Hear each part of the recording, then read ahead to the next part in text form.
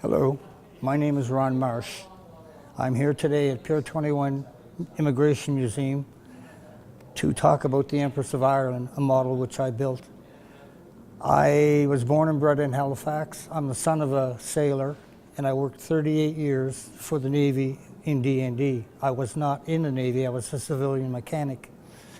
So being around ships that long, I have an affinity for ships. When the movie Titanic came out about that terrible tragedy, wonderful movie but tragic, I had read briefly about the Empress of Ireland.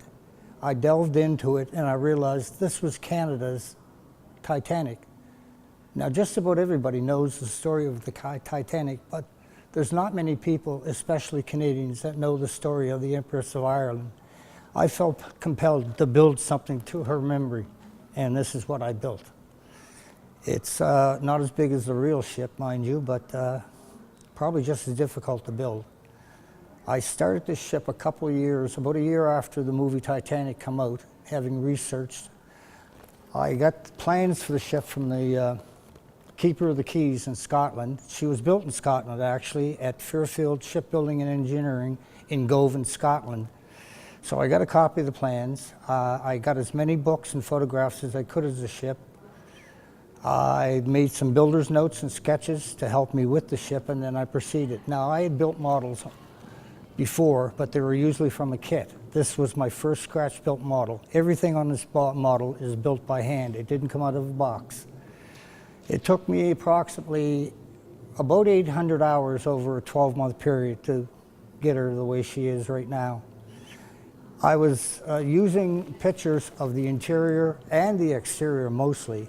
I was as true to the original ship as I could be. Everything that is on this model was on the original Empress of Ireland.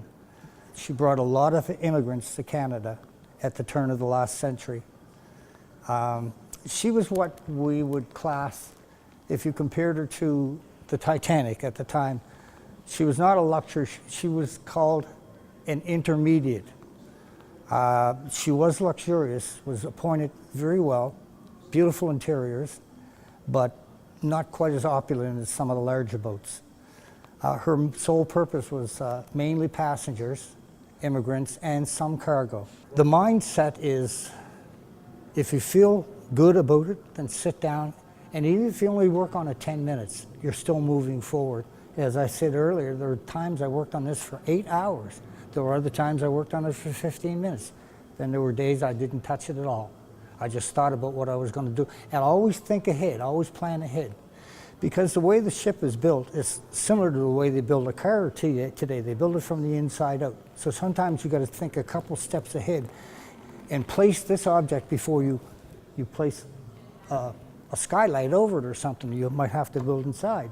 For example, inside the wheelhouse, even though you can't see inside there, there's two seamen in there, one standing at the wheel, there's a bell, and there's a chart on the wall. I put those in first and then put the roof on the wheelhouse. You can't see them, but I know they're there. Now you do too. There was 1,012 people lost aboard this ship, and she sank about a mile in the St. Lawrence, about a mile from Rimouski offshore, and she's still there.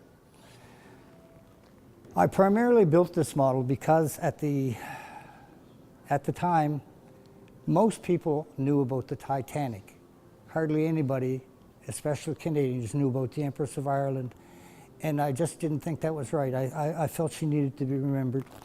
That's why I built this ship.